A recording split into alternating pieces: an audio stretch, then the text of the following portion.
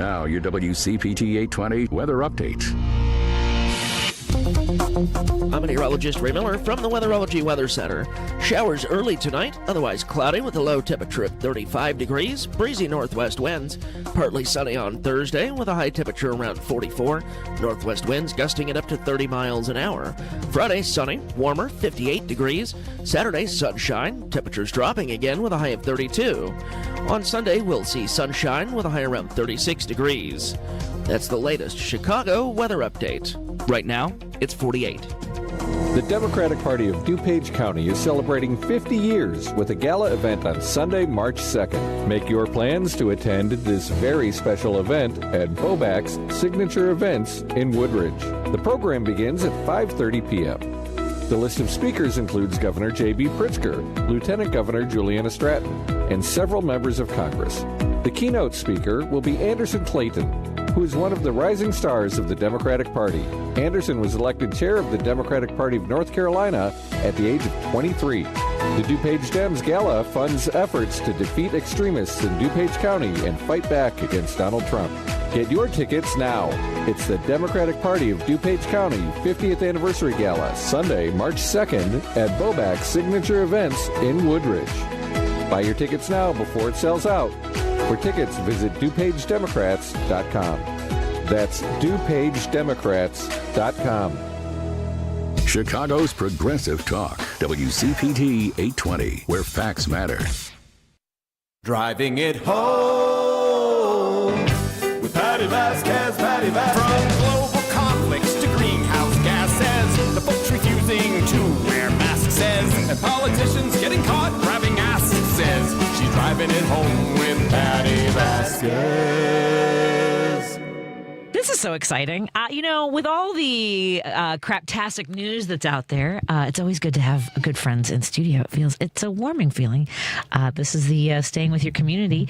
Before we get started, and I tell you who's in studio with me, I have to thank our sponsors who make these conversations possible. Thank you to Source Solar, your source for solar in Illinois. Go to source.solar and make an appointment with them and find out if you can get solar panels on your house, because they have over 100,000 satisfied customers. And Mom and I are actually going to make an appointment, and Peter and Warren will be in studio in the next few weeks to talk to you more about that, go over the details. And we want to thank Kirk Bankstead, Minocqua Brewing Company, of course, MinocquaBrewingCompany.com. They've got great beer, great wine. If you don't partake in the beverages, they also have sodas like root beer, orange soda, Nope Seltzer, Woke coffee, and they've got tons of great T-shirts for you to share some of your, some of your sentiments about what's going on, because I'm sure that my guests in the studio have a lot to say. Joining us is a both regulars on the show. Adam Selzer is an author, historian, and tour guide, and he has an event coming up tomorrow that we want to make sure you guys know about. And the committee woman of the 40th Ward and one of the local organizers for Operation Swing State is Maggie O'Keefe. And first of all, let me start with Maggie's event, because Maggie had a big event in the 40th Ward at Whiskey Girl Tavern. And thank you for giving me a couple moments to go up and speak. Of course, anytime. And I talked so fast, Adam. I was because people had been sitting for a while, and I wanted them to keep the energy of the information that was shared about, voter turnout, For sure. how we're going to get this done going into elections, and of course. Adam and I spent many days door knocking in Wisconsin, fibs for Wisconsin. So I'm going to figure out a way I got to get some buttons for people for Operation Swing State. I got some. Awesome. I will bring them. But I'll bring you some fibs for Wisconsin. Okay. Some people don't like that. We had a couple people who were like, I don't really appreciate that. Oh, yeah. Yesterday I was in the microfilm room looking at 1830 stuff for tomorrow's thing, and I found an ad saying, calling all Hoosiers, Wolverines, and suckers. Oh. Illinois used to be the sucker state. No. Like lollipop suckers? No one really knows where it came from, probably to do with suckerfish, because people would go migrate up to Galena and then back, the migratory pattern of the suckerfish. Right. But nobody really knows where that came from. Wolverines were Michigan, Hoosiers, of course, still Indiana, and Illinois was the sucker state. Wow. And where did you grew up in somewhere in the more east, yes? In New York. In New Just York. upstate of New York City. And what is New Yorkers, the state overall? If we're Illini, I guess, kind of. Yeah. The Wisconsin. We're the tri-state. Just tri-state. Everyone else has. I mean, That's where I'm from. I'm from the tri-state. Is it they call it the tri-state? Yeah, so I grew up in a town where the reservoir for New York City ran through my like town of 20,000 people. Oh, wow. Yeah. No big deal. Adam's lived in Iowa as well as Georgia. Oh. And the school that we're going to be benefiting. Well, it's a theater down in the Snellville Performing Arts. So where my nephew performs there, it's a safe, inclusive space for kids who in a town where I think they probably really need one. I haven't lived there in a really long time, so I know it's very different now. I mean, now every time the elections are coming in, they talk about reliably blue Gwinnett County. Right. It was not that way when I lived there. Yeah. Of course. I remember we did the mock election at the high school, and Bob Dole got 80% or something. Wow. Jealous. Well, and that's the thing, too, though. We've seen it the other way. We've seen places that were purple or voted for Obama and then still went for Trump, which is just crazy. Yeah, well, is it? It feels crazy. How about it feels crazy? I mean, I feel crazy. And People are crazy and times are strange. I'm trying not to ask people how they're doing because I feel it forces people to lie. Yeah. So I'm asking people if they're hydrating. Are you hydrating? Oh, that's a good question. Yes. I had a lot of red drink today, though. What's red drink? I don't know. My business partner, Demi, said drink red drink? Yeah, she had a picture of it, and it was really yummy. Okay. So there's water in there. Well, I'll grab you guys during the break. I know I have some Nope seltzers in the fridge, so I'll grab you some beverages to stay hydrated. I drink a full glass of water in the morning, right? And then the next one there's these packets. You know, people like use these supplements in water for electrolytes. There's one I love called Element, and they're salty, so they're like it's like having a little margarita in the morning because it's lemon lime or raspberry. Today it's watermelon. Are you hydrating? Well, did you just mention there's a drink in there called Nope Seltzer? Yeah. That's just. I've heard that. Where have I heard that before? Nope. Seltzers remind you of high school? Yeah, What? reminds me of high school and college and my 20s and my 30s and my 40s. So Adam and I spent a lot of time door knocking in Wisconsin, but we haven't been to where you're heading with Operation Swing State this Saturday. Yeah, we're going to Milwaukee, and we're going to Milwaukee every weekend. Every weekend. Yeah, that's where they want us this time. Okay. Mm-hmm. And it makes sense because the numbers I saw Adam was basically if 3% more voters, regardless of who they were going to vote for, if 3% more had shown up in Wisconsin. But it was bigger numbers. It had to be bigger numbers in Pennsylvania. Yeah. So I mean, I'm just saying. Right. Well, this is an election about turnout, not change. Absolutely. This is not a change election. This is a turnout election. Well, I think they're all turnout elections in a lot of ways. They've also all been change elections too. But they always are. But but especially for something like state Supreme Court in an off-month election. Yeah. Well, we don't want it to be a change election, though. No. Because right now we're at a 4-3. They also have it's also their superintendent for their schools is on the ballot. Okay. And Musk and their ilk are pouring money into those races because the opponent the challenger is a charter school executive. So there's two. So in addition to the Supreme Court, so it's all turnout. I agree. We got to get as many people, and I'm excited to go to Milwaukee. Yeah. What time are you guys meeting up to carpool up to Milwaukee, and where? We will get up there at noon. You're leaving Chicago at noon No, or getting? We're leaving around 10. Around 10, okay. Yeah, just so we can make sure we get up there. Yeah. And then we'll knock doors for some hours and get back home for dinner. Excellent. And so, we recommend. Where do we recommend, Adam? We recommend everyone stop. Oh, well, we always go to Broad Stop, of course. She talked about it. I'm like, sure, whatever you want. It's so freaking good. I actually still had a set of brats from the last time we were there in my freezer, so I'm having those for dinner tonight. Oh, man, I'm hungry now. They're next level. I mean, you think you've had brats. Yeah. Until you've had brats. Until you've had their jalapeno cheddar brats. Oh, my God. Okay, anyway. So how do folks reserve and make sure they have a space to let you know how many people are showing up on Saturday to go door knocking? Yeah, well, we have 5 weekends. Mm-hmm. So starting this Saturday, Operation Swing State is in full effect.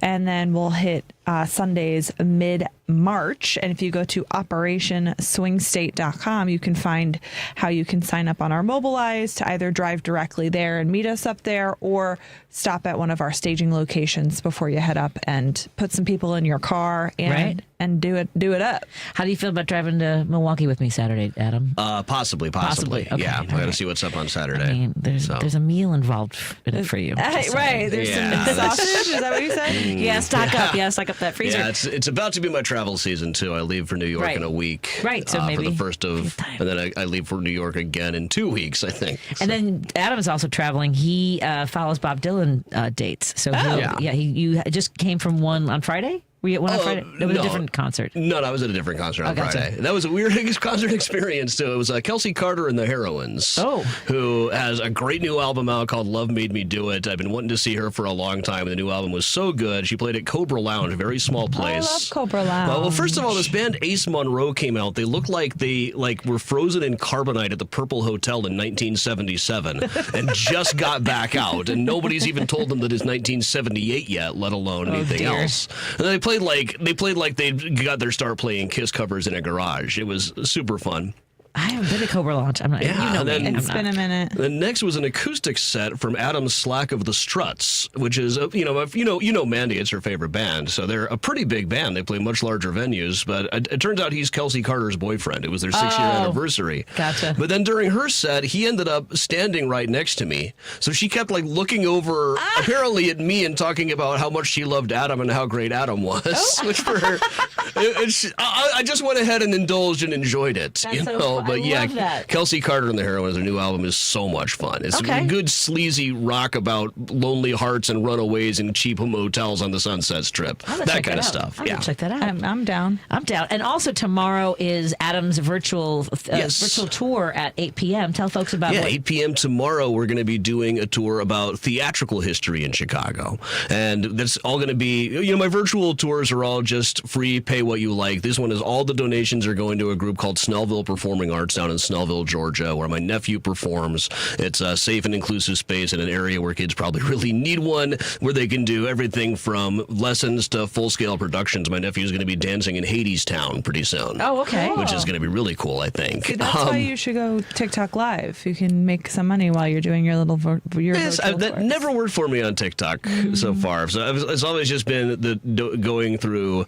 You can watch it on the Mysterious Chicago Facebook. You can watch it on YouTube.com/Adam Selzer, or the Adam Chicago Twitch feed will have it as well. Excellent. Wow. Being able to get it onto there's some extra hoops you have to jump through to go from the program that I use onto TikTok that I've never quite gotten through on. Sure.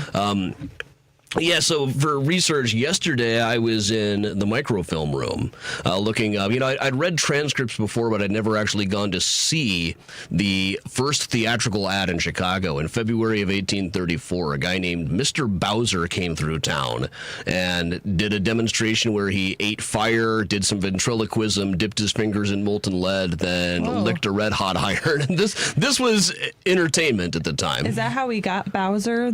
I doubt it, because as far as we know, he also did this performance once in Cleveland and once before, and then never again, as far as anyone knows. Okay. So he just kind of came out of nowhere, ate some fire. Possibly he just didn't survive eating the fire. Yeah, no kidding. Yeah, no kidding. Right. We've got a couple texts. The sucker stuff, hick business. Someone said, I think, did you mention that we used to be the candy capital of the country? I guess someone said that might be. Well, it wouldn't have been. This is 1830s stuff. It would have been. Yeah, it wouldn't have been the sucker stage. We didn't have much of a candy. We didn't have much of a candy empire going in 1834 when this ad came up. Yeah, and Adam does a tremendous amount of research. Like, it'll be anything from true crimes to politics and things like that. Do you ever think, Adam, about the stuff that we're going through, the times that we're living in, what is going to be sort of because we have so much digital, right now. Yeah, Maggie's there's going to be so much talking more to find. Her, TikTok I'm on live TikTok. video. Hi, Elliot. He's loving it. Elliot. Hi, Elliot Serrano. Excellent. Hey, Elliot. Well, so Maggie, for your audience, both on the radio and on TikTok Live, tell folks about while many people are feeling helpless and this seems out of control, what's left? What can I do? I mean, having that meeting, I think on Sunday, I think is the kind of impactful moment we all need to be showing up for. So tell us a little bit about that. Well, first of all, I, even as a political figure in Chicago, an organizer, a strategist, I too am feeling very down. I too have a hard time getting out of bed. I too cried today about passing in the first read passing of dismantling gay marriage, for example. So it is very disheartening and very concerning. So to that end, this is when we have to organize. We went over all of the voter data from 2012 to 2024, and we see that huge increase in turnout in 2016, and then we slowly started seeing it decline, both in primaries and in generals. Now, that happens when you have, well, not in 2016, but, you see that decline when we have a sitting incumbent of your party. We always see declines in people turning out to vote. But that is the most important time to vote, particularly in primaries, because you want to get those right candidates in office to win their primary to then hopefully go to the general. So, you got to go over the history. You got to go over the data to understand how we go from here. And really, if we were, I could only imagine if I put the graph from 2016 to 2024 and mirror it to 2008 to 2016, that graph would see a huge spike in 2008 and slowly start going down again in Democratic turnout, right? President Obama being my reference point there. So this is the issue that we have as Democrats. We do not turn out to vote in every election. Is there an effort with the data that they have, let's say with what we're going to do in Wisconsin for Operation Swing State? Right. Because my thing is, I want to go knock on all the doors for the people who didn't show up in the general election. Yes, and that data is available, but not universal yet. Okay. So I don't have access to that unless I go down and FOIA it down at my local, at the Chicago Board of Elections. It doesn't live on the vote builder yet. I can't see who didn't vote but voted in 2020 yet. I want those people. I want to show up on your porch and not and say, hi, we would love it if you showed up and vote. You would probably love it if you showed up and voted. We are hanging out with Adam Selzer, author, historian, and tour guide. His virtual tour tomorrow on the history of Chicago Theater. Yep, and, from the earliest days up to about, I think I'm only going to make it to the turn of the 20th century, but there's so many wild stories in the middle of that. There's the time Edwin Booth was nearly assassinated on stage. There's John Wilkes Booth's period in Chicago, and Junius, their father, came in 1848, too. And yesterday at the archives, I found a handwritten letter by Junius Booth in a folder. Cats. Look at that. It's you just flip it through a folder, and it's signed Junius B. Booth, and it's actually legible, so it must have been one of the very rare slivers of time that he was sober, too. Wow. We got to tune in for that tour. It's tomorrow night, 8 o'clock on Facebook, or we'll go to Mysterious Chicago Facebook, MysteriousChicago.com, or AdamChicago.com is probably easier to remember. And that will benefit Snellville Performing Arts. And on Saturday, we'll be heading up to, maybe Adam will be coming with us, but Maggie and I will definitely be in Wisconsin door knocking. With Operation Swing State. They have an important Supreme Court race. We're going to get Judge Susan Crawford on the Supreme Court, as well as making sure that charter schools do not prevail in Wisconsin. They've already really devastated the public school funding there. Let's not let the flooding continue. Let's take a break here and continue our conversation on WCPT 820 Heartland Signal.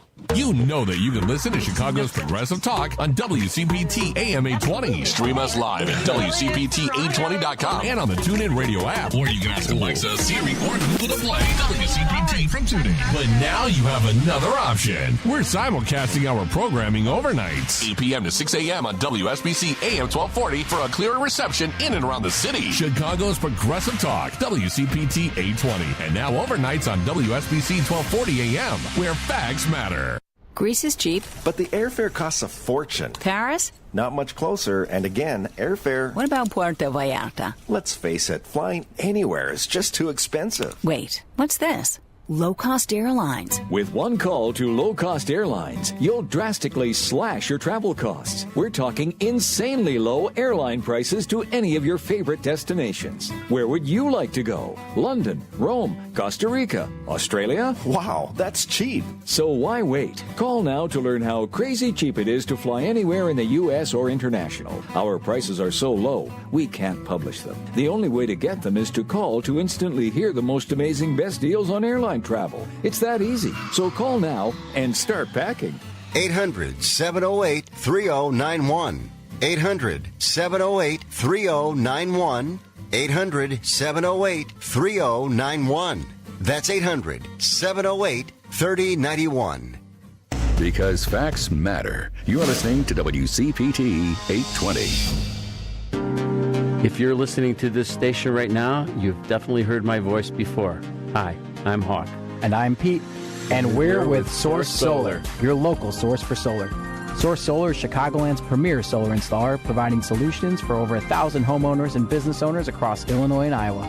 With over a decade of industry experience and deep roots here in Chicago, we have the expertise to help your transition to clean, renewable, resilient energy. We can guarantee that we save you money day one without any out-of-pocket cost to you. This means you have an instant ROI, instant payback, and can save money to add to your bottom line day one. At Source Solar, we source everything as local as possible, meaning we always carry the Made in USA sticker. Find us online at www.source.solar. Stop in our office at 5710 North Northwest Highway or give us a call at 773-985-3992. And don't forget to ask for Hawk or Pete. You're listening to Driving It Home with Patti Vasquez on WCPT 820.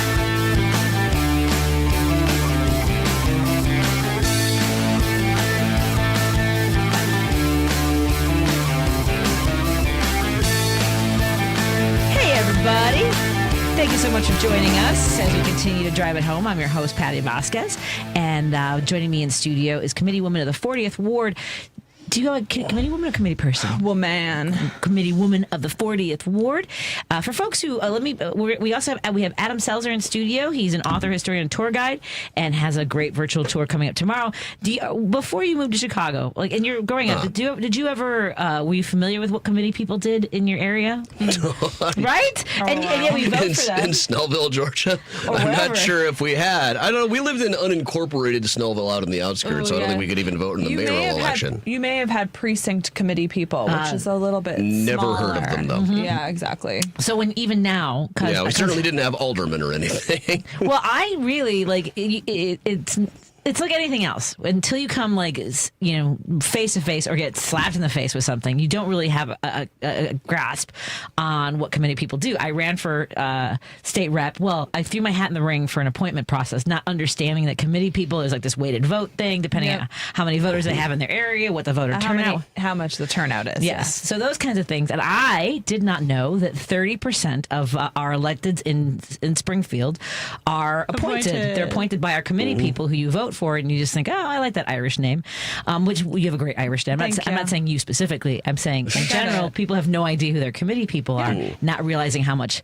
power in that sense, but also how important they are in organizing and keeping people informed. And Maggie is so well beloved in her community for the work that she does, and really is so much of an inspiration for, I think, for a lot of people, and you bring a lot of energy and passion to it that a lot of other, I'm not saying that I have an area that was like that for a little while, but I mean, we had a Republican and Democrats clothing for a committee person, and sure did, and just wrote on his popularity. So for folks who don't know, in addition to what I just said, how do you explain what a committee person does? Well, I think being a committee person is what you put into it is what you get out of it. So as one of few committee people that are not also elected officials, meaning I don't hold another title other than committee person, I really can spend my time effectively as in the political realm for the Democratic Party.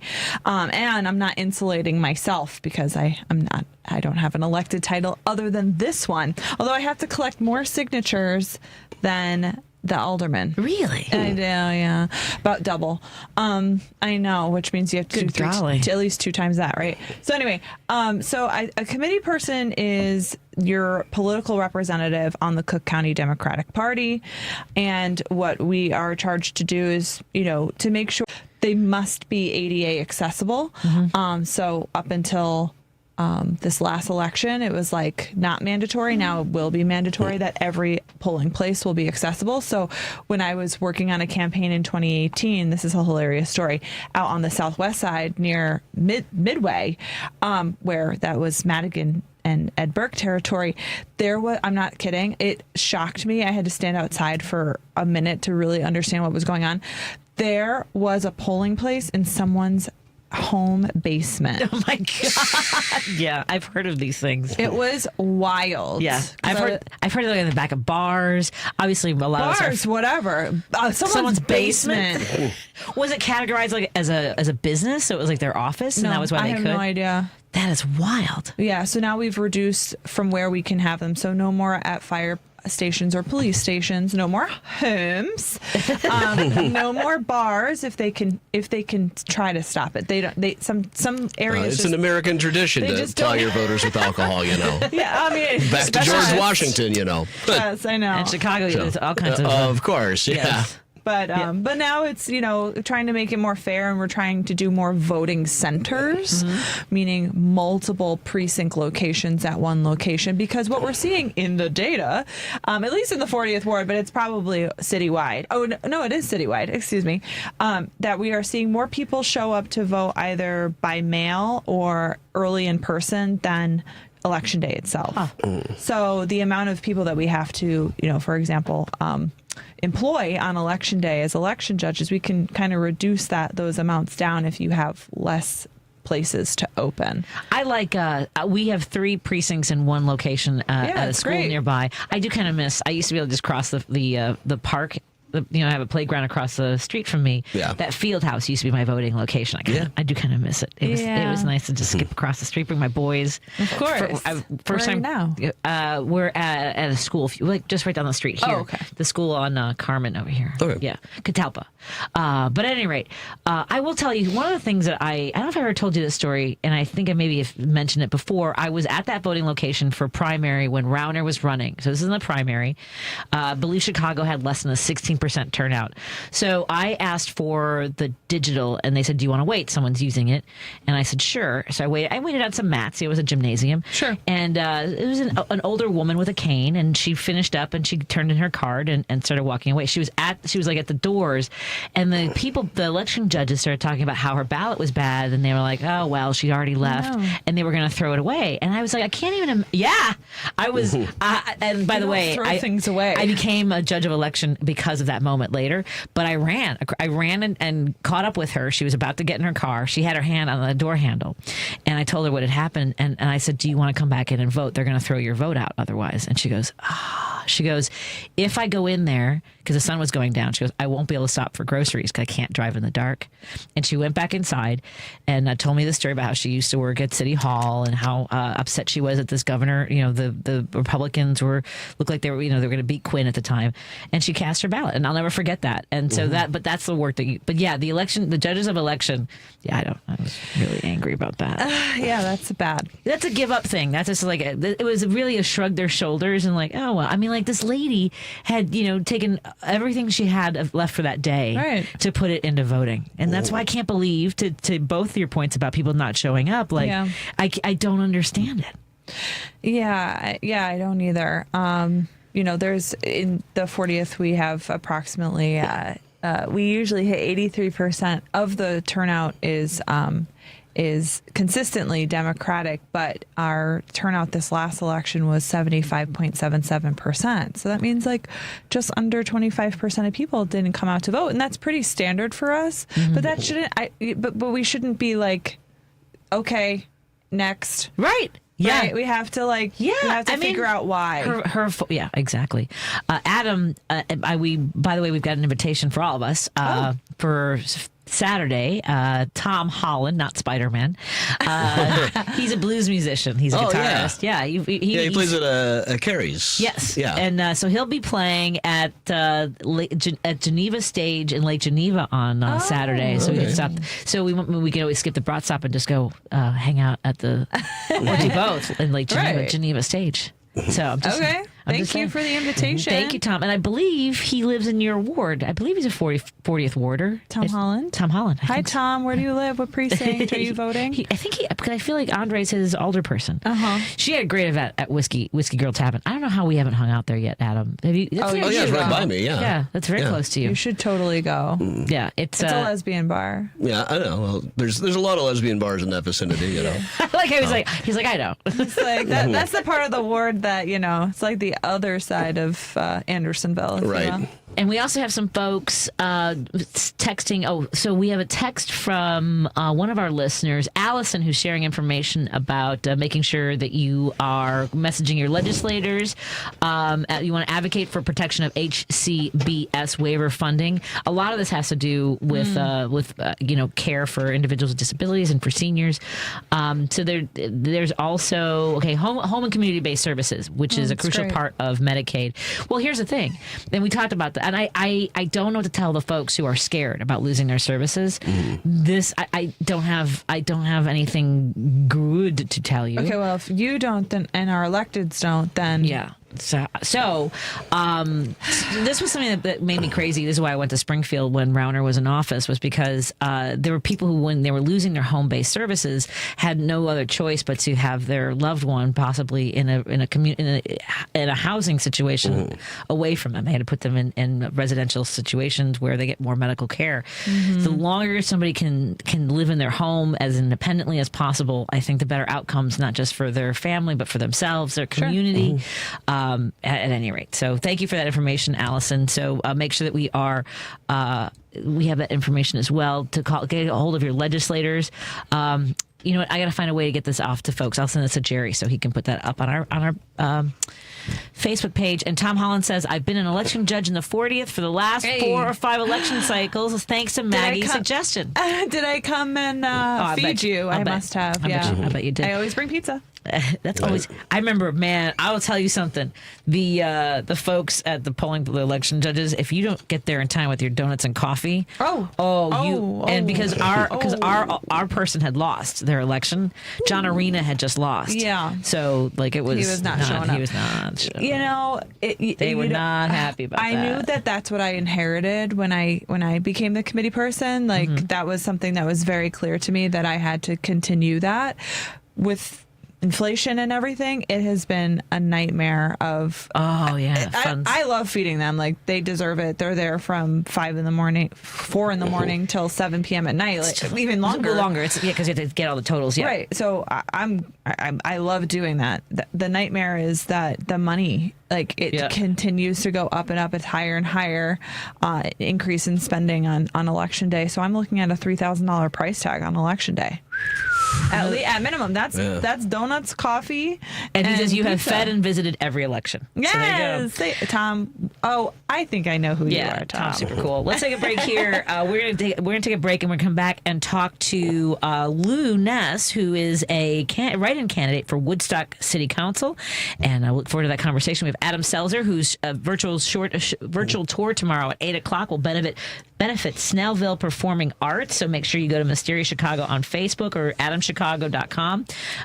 Be on the mailing list so you get all the alerts about when he has his great events. In-person tours will be starting back up probably in the next month, I hope. So. Yay. Excellent. All depends on the weather, really. March is always kind of a crapshoot in Chicago, you know? Well, I know it's 55 now. It'll be 25 in March. And then Operation Swing State, Maggie is going to be traveling up to Milwaukee on every Saturday through their election on April 1st. Early voting for them, I believe, starts on March 17th. Yeah, they just had their election yesterday. Oh, their primary? But the early voting starts in March. Probably very soon. So we're going to get up there and get as many people out to vote. So go to OperationSwingState.com. Excellent. And sign up. Come with us in Milwaukee. Out. Let's take a break here, and we'll talk to Lou when we come back on WCPT 820 Heartland Signal.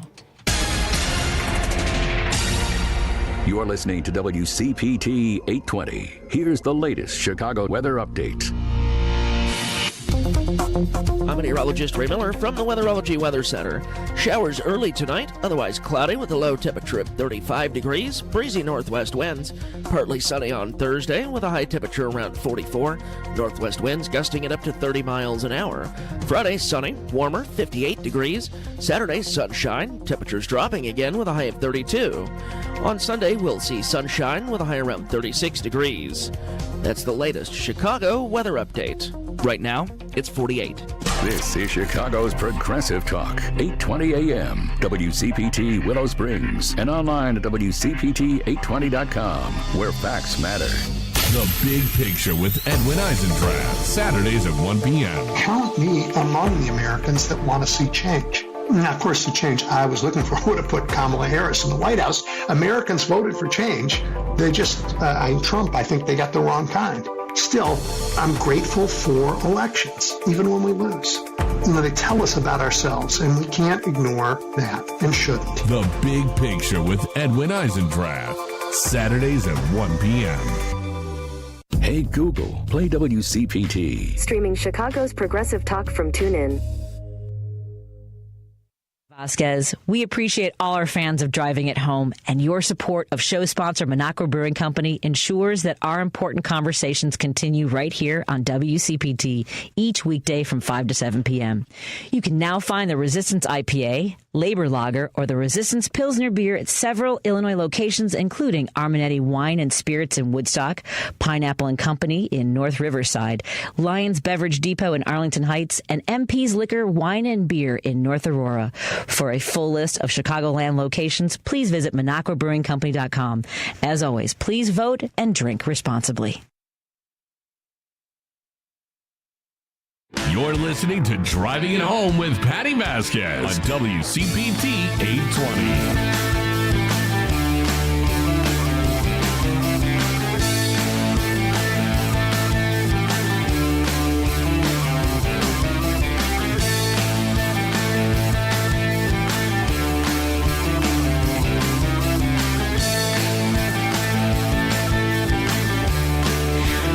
We have a lovely text from a listener in the 773. Whiskey Girl Tavern is a proud supporter of Illuminated Brew Works in the Northwest Sides. Oh, yeah, we love, are you kidding me?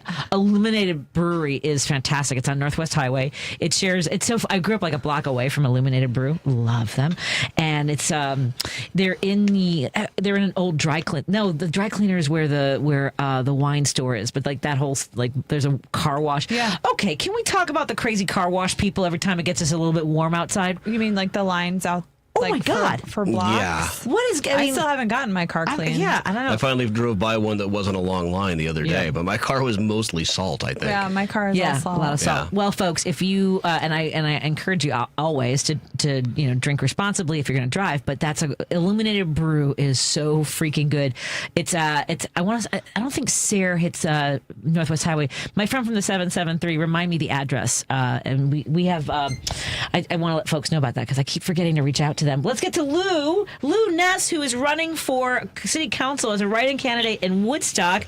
Lou, how are you doing today? Hey, I'm good. How are you doing? We're good. My apologies for running a little bit late. So I'm thrilled to have you on the air. You're on with Maggie O'Keefe, who is a committee woman of the 40th Ward here in Chicago, and Adam Selzer, who's an author, historian, and tour guide. Tell us a little bit about yourself. Where did you grow up, Lou? I grew up in Lansing, Illinois. I was born on the east side of Chicago. Uh-huh. Yes, there is an east side of Chicago. Well, like the sewage treatment, the water treatment plant, or what? Well, Lansing. Oh, thank you so much. Wow. No. Daddy was a cop on the east side of Chicago. 103rd and Avenue N. So, I see. 10th Ward, maybe? No, but Lansing is isn't Lansing outside of Chicago? Yeah, it is. Yeah, it's south. And then in 1967, I was inducted into the Army and transferred to the South, and then came back. When I came back in 69, I came back to the sort of the McHenry County area. And so I've been here ever since. What kind of work did you do in the Army, Lou? Okay. All right. I sang and danced. Hey! All right. I love that. Excellent. Yes, that was what I did. I was in the 3rd Army Soldier Show, which was soldiers entertaining soldiers. And the irony is we traveled all over the 3rd and 5th Army, which is the eastern part of the country, and performed in Tigerland training camps where, I was young. I was 18, right? And here were all these young men who were then shipped to Vietnam. But I loved my time in the military. And so then I got out. Do you remember any numbers you did? Yeah, what were some of the numbers that you did? Okay, I don't really want to talk about that. Well, here. Let me say this. Let me just say this part though. I know that you kind of hesitated to tell us what you did in the Army, but think about the U.S. Army Chorus performing Les Mis, and gosh. do you hear the people sing? I know. Amazing. Isn't that great? So there's all kinds of heroes, and so I don't want to hear that sort of hitch in your voice when you say, because we're proud of you and we're grateful for the work you've done. Mm-hmm. Well, thank you. And I am currently the commander of the American Legion in Woodstock, Post 412. So I feel like, our service continues. Yeah. Even though we're not in the military, we're not in active duty, but our oath is lifelong. Our oath never goes away. That's so, right. and running for office is just another way of serving. Yep. My community. Outstanding. By the way, before this text gets away from me, a listener says, I grew up at 103rd and Avenue O, the Greater East Side, Fast Eddie Verdoliak's neighborhood. So, neighbors chiming in. Oh, so I love it. That's great. I love it. Now, I'm a huge fan of Woodstock. I'm absolutely in love with the community. I've had the pleasure of performing there and staying there, shopping there. We've done comedy festivals there. Tell folks a little bit about the community and why you are seeking a position on City Council. Well, I just finished 2 years on the McHenry County Board and then lost my bid for re-election like every other Democratic female candidate in this county in 2024. And afterwards, I was like sad for a week because that's about all I can take of being depressed. And then I just thought, I love Woodstock. Woodstock is on track to become the largest community in McHenry County. And it is innovative. It is a sort of an art-centered, liberal community. It's very eclectic. People here are very engaged in this community. It's still a very neighborhood kind of community, and yet it has some amazing growth opportunities in front of it, and I want to be a part of that. That's fantastic. And would you say in general, it seems like that area did really tilt very heavily to the right in the last election? Because I'm kind of familiar with the mayor, and I had, it was one of those things where in person he was always really cool, and then you'd see the horrible things that they would put on social media, and I'd be like, Well, so I'm Mike Turner publicly supported me in the McHenry County race. Okay. I mean, he issued a letter. Mike and I probably disagree on a number of things, and we would say that to each other. But what we really do agree on is the thoughtful and deliberate development and growth in Woodstock to serve Woodstock. Now, I'm going to tell you, every Democrat won Woodstock. Woodstock is a Democratic. What happened? Did you fall down? I feel like you fell down a hole. You all right? Yeah. So last step's a doozy. It's a very liberal Democratic community. I would say 62% of voters in Woodstock are Democrats. Okay. Like you leave Woodstock. You leave Woodstock and you just fall right off the edge of the red cliff. Mm-hmm. I don't even know how else to say it. It's like, I guess I was really, I was shocked. I'm not naive, but I was shocked. And so we Democrats, we have work to do. Sure. Here. Sure do. And so, yeah, we do. We have to be thoughtful and strategic about it and help people understand what Democrats actually do for you. Yeah, I agree. Be more clear about our messaging. Well, these elections. Oh, I'm sorry. These elections are when we can start getting out on the ground and talking about democratic values, right? Like these small elections, these off-year elections, these build-year elections are when we need to be talking to people at their doors, not just because it's an election, but when there aren't elections as well. Yeah, I love that you're doing this. And what has been the sort of the type of energy behind the support? Like, are people getting out there? Because we want to make sure people know about volunteering and door knocking. What can we do? Yeah, you know what? There's a lot of energy. I'm a write-in candidate, so Woodstock is a nonpartisan community. I guess I actually didn't realize that. And when you had to file petitions, I was still running for county board. I see. And I actually did think I was going to win. So I would not run for two positions at one time. That kind of bothers me. I agree. But, so because I did that, then I had to file as a write-in candidate. So you have to fill the black bullet in, and then you have to write my name on the line. But you know what? I feel really good. You should. I say that with just a little trepidation because I felt really good in November. But I don't know, I feel like people are excited about me running. And I've been in this community for 34 years. I've been active. Like I said, I'm the commander of the Legion. I'm the chair of the Woodstock Historic Preservation Commission. So I don't know. I feel like people know me. They know that I've governed. I know one really smart thing. I know when to keep my mouth shut. Oh, teach me. How can I learn from you? You wouldn't have a radio show if that was the case, Patty. Okay, at least impulse control. I have impulse control issues. Whatever. Yeah. How many polling places are there in Woodstock, Lou? Oh my gosh, you would ask me that. No, I was wondering because I would think one of the most important things is that last touch.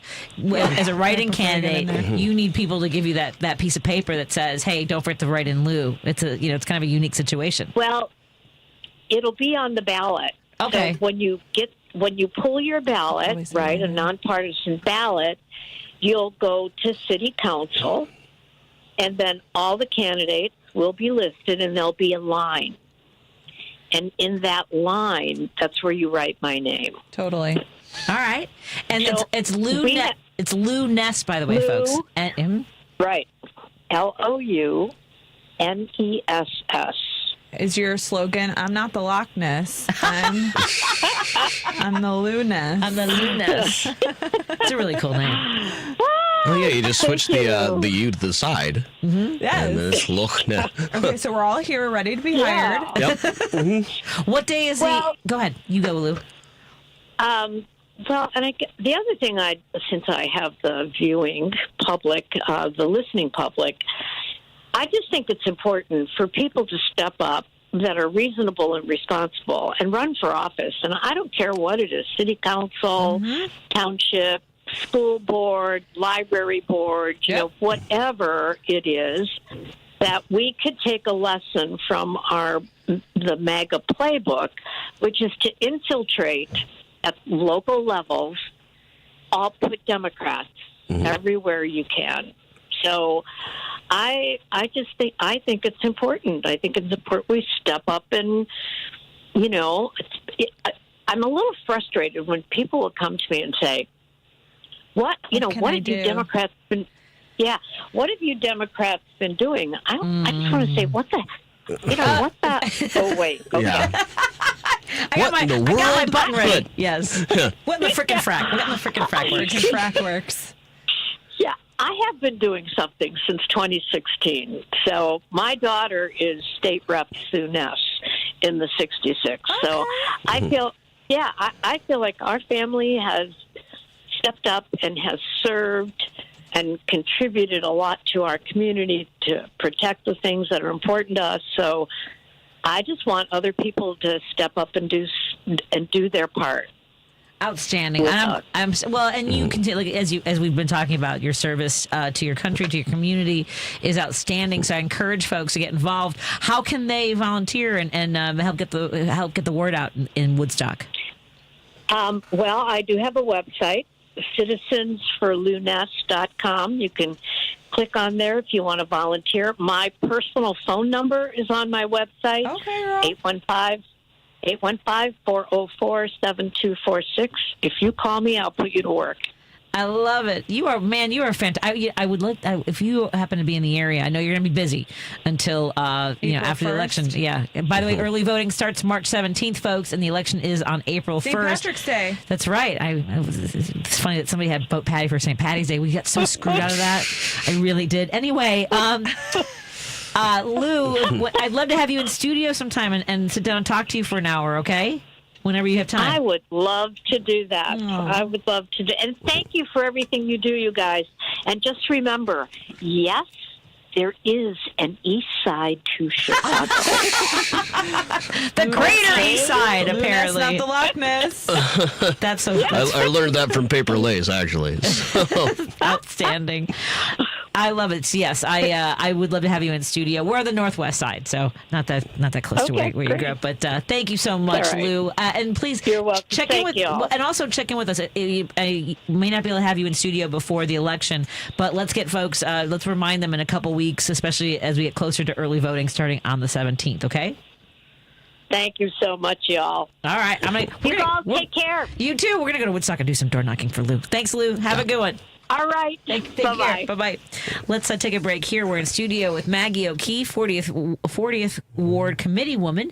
We're going up to Milwaukee on Saturday with Operation Swing State. Go to operationswingstate.org and register for that. Tomorrow is Adam Selzer's virtual tour, the Chicago Theater History. Chicago Theater History tomorrow night, 8 o'clock.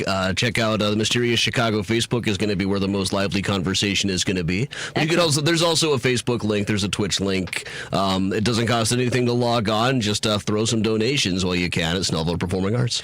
I love that, and I have to make sure I'm on that tour. By the way, I just got a call from Wisconsin. I think they're calling to see if I'll go door knocking from Sun Prairie. It's from Walworth. Let's take a break here, and we'll continue our conversation when we come back on WCPT 820 Heartland Signal.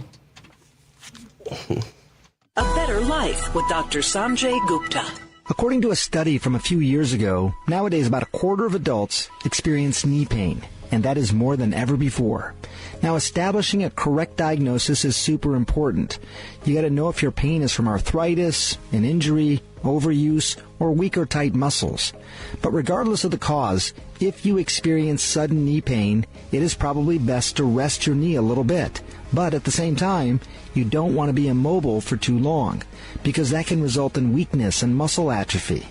Now, working on strengthening the supporting structures of the knee, particularly the surrounding muscles, that can frequently help relieve stress on the injured area. It can also help with flexibility and pain. Now, for the greatest improvement, where you want to focus is on your quads, your hamstrings, your glutes, and your calves. Listen to your body and be patient. I'm Dr. Sanjay Gupta, helping you live a better life. Did you know you can get your prescriptions for less at your local pharmacy? You can with GoodRx. It's the free app that can save you money on your medications. Just search for your prescription, choose the pharmacy and the price that works best for you, and then show your GoodRx coupon to your pharmacist at the drop-off counter. GoodRx works at over 70,000 pharmacies, including Walmart, Rite Aid, and Walgreens, and it works whether you have insurance or not. It's easy to save. Next time you drop off your prescription, check GoodRx. To start saving today, go to GoodRx.com. GoodRx is not insurance. Lowe's knows that free is just better. That's why MyLowe's Rewards is free to join. As a member, you earn points towards MyLowe's money on eligible purchases, get exclusive free gifts, and earn free shipping at Silver Key status, all on top of weekly member-only deals. Don't wait. Join MyLowe's Rewards for free today and start saving more. Lowe's, we help, you save. Loyalty program subject to terms and conditions. Details at lowes.com/terms. Subject to change. WCPT 820, Chicago's progressive talk, where facts matter. You're listening to Driving It Home with Patti Vasquez. There's so much that goes on behind closed doors. On WCPT 820. Thank you for joining us as we drive it home with 40th Ward Committeewoman Maggie O'Keefe and author, historian, and tour guide Adam Selzer. That promo behind, there's so much going on behind closed doors. I don't know if I needed to see today's meetings and proceedings with Elon Musk at the joint. I make mistakes. To Lex Luthor. Oh my God, it was so bad. I make mistakes. Yeah, we shut down Ebola prevention. Oops, that's not a oopsie. What in the frickin' frack? No problem. I think he also lied about fixing it. Yeah. There's some stuff going around about that. I haven't had a chance to follow it up yet, but I assume that he's lying about it. $4 million a day they're trying to cut, but every single no cuts have actually any. Yeah. Well, and I have so many people just. By the way, thank you everyone who is newly joining the Patti Vasquez show page on Facebook. We got 3,000 new followers because Jerry put up a cartoon a couple weeks ago, and it got 4.4 thousand comments. Like 1,000 shares. Oh, you went viral. Well, it was and people were. There was mostly angry people because it had a trans pride flag on it, so people were losing their minds. And then there was another one with Trump in a high chair. Elon behind the Oval Office desk. And so people started following us. So, hello and thank you for following the Patti Vasquez show page because you knew that Adam would be here. You knew that Maggie would be here. So stay up to date on upcoming shows by following my Patti Vasquez show page and get me up to 10,000. That would be fun. I have 8.4 thousand. So we're doing it. Let's do that. Guys, everyone follow Patti Vasquez on Facebook. I know we've got some callers who've been on hold. I'm going to ask you to hold on through the news because we only have a minute here anyway. So I do want to talk a little bit more about door knocking because that's what we're doing with Maggie and Operation Swing State. Adam, I think you and I, can you go back and how did you feel in those last days? I felt pretty confident. I was feeling pretty good right up until the end. I had such a good night on election night. I was in the UK. That's right. But I was out with some friends. We walked 15,000 steps to end up right back where we started in Edinburgh and played the Simpsons arcade game in this little retro arcade bar after a great Bob Dylan concert. Yeah. And then went home to my hotel room and everything just fell apart. Yeah. I mean, because I think, Maggie, because we were doing all this work in the swing states. Yeah. And obviously we're going to targeted doors. We are going to people who have voted for Dems in the past. But did you, because a lot of people not always. No. Not all. No, yeah, that's true. Adam and I would tell you that, yes, also. Yeah, we had some adventures. Yes. So, but were you optimistic? Because I was I was too optimistic. I think what it was I was joyful. Right. I was hopeful. Mm-hmm. I thought that we had a really good opportunity that was handed to us with the switch over to Kamala Harris. What we weren't given were what the data was actually saying. And I think that's where the missteps from the DNC and, our local party chapters where, when you're proprietary with your data, that's where you have to question wait, but why aren't you telling I had no idea. So all that information we're gathering on the doors was not necessarily being shared throughout the system wide. It definitely is, but it's not being shared with the people that are going out, or they're not changing tactics and strategies. Right. Because what ended up happening is 7 million people did not come out to vote. Yeah. Okay. That's what happened. This was not a mandate. This was simply a turnout election. He did not win the popular vote. He didn't receive the majority of the votes. And so, just all that to say that we have to be better as Democrats and Democratic organizations, top to bottom, with sharing what the heck is going on. Well, we are going up to Milwaukee on Saturday. You can go to operationswingstate.org, and it's every Saturday. There's a Supreme Court election, and their school superintendent is also running against a challenger who wants to defund the entire system, public school system in Wisconsin. So that's operationswingstate.org. Come join us. And maybe stop with us at the Broad Stop. Maybe Adam will come with us. And I got to run. We got to do news break here. We'll continue in a moment. If better health, more energy, and detoxing your body are some of your priorities this year, get Active Liver today. You can find Active Liver in stores at your local CVS or online at Amazon or NewNordicUSA.com. AP News, I'm Ben Thomas. An Israeli security official says Hamas has handed over the bodies of 4 Israelis who'd been held hostage in Gaza, and a Red Cross convoy carrying dozens of released Palestinian prisoners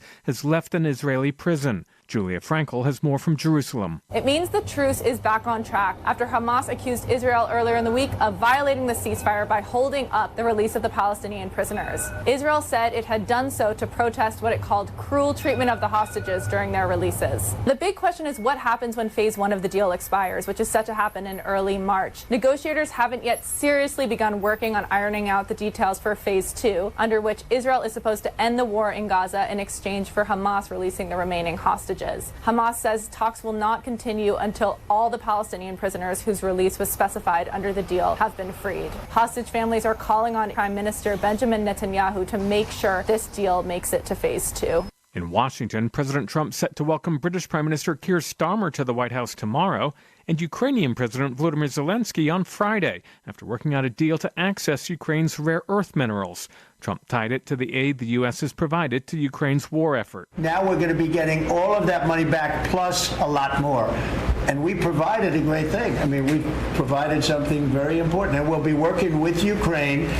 And because we'll be taking that, we're going to be taking what we're entitled to take. But Zelensky says security guarantees remain to be decided. Without future security guarantees, we will not have really justice, and we will not have really ceasefire, what Trump spoken about. And if we don't have it, nothing will work. The Trump administration says it's eliminating more than 90% of USAID's foreign aid contracts, $60 billion in U.S. assistance overall. That from an internal memo.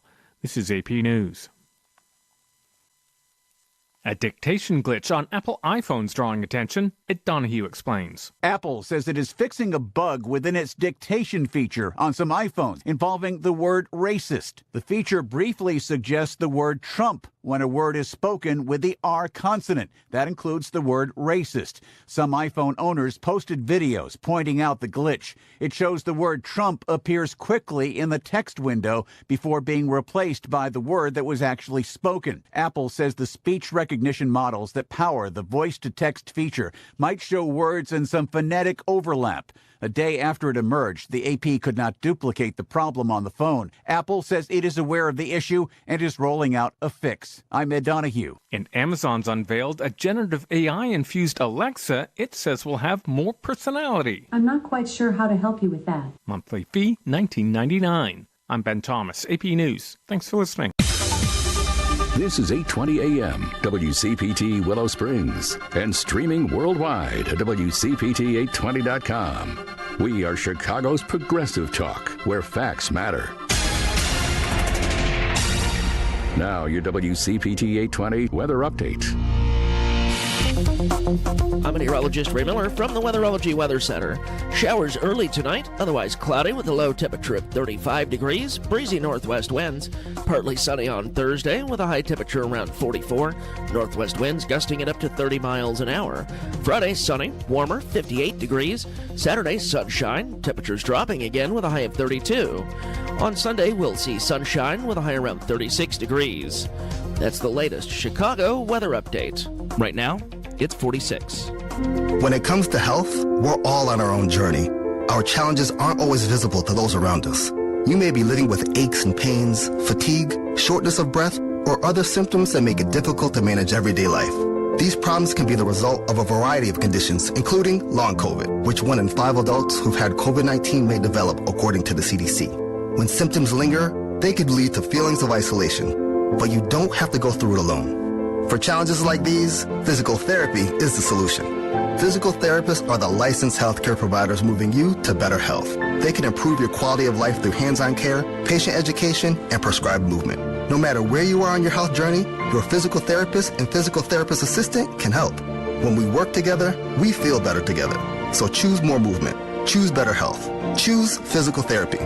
Visit ChoosePT.com to find a physical therapist near you or ask your primary care provider for a referral. This message is provided by the American Physical Therapy Association. This is WCPT 820, where facts matter. Driving it home with Patti Vasquez, Patti Vasquez. From global conflicts to greenhouse gases, the folks refusing to wear masks says, and politicians getting caught grabbing asses says, she's driving it home with Patti Vasquez. Thank you so much for joining us as we continue to drive it home. Hello to our friends listening in the evenings on KTNF AM 950 Minneapolis, St. Paul, the progressive voice of Minnesota. We're broadcasting here from Chicago on WCPT 820 Heartland Signal. And if the signal starts to get a little bit fuzzy for you on your terrestrial radio, meaning your radio in your car or in your kitchen or your living room, you can always switch to the TuneIn app. It's a free app. Listen to us for free. You can also listen to us on heartlandsignal.com. Watch the live stream on Facebook or YouTube, where you can see my lovely guests. Joining me are Adam Selzer. He's a historian, author, and tour guide. Tomorrow, his tour of Chicago theater history will be benefiting Snellville Performing Arts. Go to Mysterious Chicago on Facebook, and you can also go to his website, adamchicago.com. Everything. There you go. And you can also make sure that you sign up for alerts for one of their upcoming tours, because one of our listeners says that they, by the way, they gave me the address for Illuminated Brew Works on Northwest Highway. It's at 6186 Northwest Highway. It's like right here. Yeah. Oh, yeah, it's right here. I grew up across the street from there. Cool. There's a great bar and restaurant in the old post office I used to go to, which is wild for me. And then this is in the wine shop is in the old dry cleaners. I don't know what, I think that where Illuminated is, it was probably also part of the dry cleaners. So it's kind of got that cool, it is cool. Really kind of funky, industrial look to it. It's a great spot. They do all the trivia stuff. They have a lot of fun events when it's holidays and like Halloween. Their bathrooms are awesome, which is a weird thing. No, I love a good bathroom. Right? I love a good bathroom. It's a good thing. If you have a good bathroom or a couch, you're more than 6 times likelier to get me there. That's good to know. And also, our friend that shared that address said they've been on a couple cemetery tours, not since before the COVID, but they've been on some of your tours. Oh, fantastic. So that's awesome. Coming out, they're always changing. We're always finding new stories and new things to put. You don't think cemeteries change much, but they do. Oh, I know. They do. He's written 2 books on Graceland's cemetery. Oh, cool. And that is Maggie O'Keefe, the committee woman for the 40th Ward. We're going up to Milwaukee on Saturday to go door knocking for Operation Swing State and to get the tell folks a little bit about the Supreme Court race, especially some folks who are just joining us. So the current makeup of the Wisconsin Supreme Court is 4-3. There is a retiring Democratic judge, and Judge Susan Crawford is a Democrat. It is a nonpartisan race, but she is our pick for this upcoming election. She is a former lawyer for Planned Parenthood and many other clients as well, but she's been serving on the circuit court for a few years now. And the extremist, Brad Schimmel, is the former attorney general in Wisconsin and known to be one of the worst attorney generals in the history of Wisconsin. Am I biased or not biased? Yes, but that's what they say. That's the talking point. So, some interesting facts about him, and you can make them for what they are. But as an attorney general, he let 6,000 rape kits go untested, which you're just leaving SA victims, waiting to hear, their results. And then he also let a guy walk free, take a plea, I should say, take a plea deal after finding thousands of child pornography files on his computer. His lawyer gave him a donation to his campaign. So it's like these types of things where we need to question the integrity of a person running for office, the integrity of the Supreme Court in Wisconsin, a court that had provided fair maps in this last election cycle. And look, they were fair maps and Donald Trump still won. So, that's what fairness is. But, to that point, we need to make sure that people are right on the right side of history, that are going to represent the values of Wisconsinites.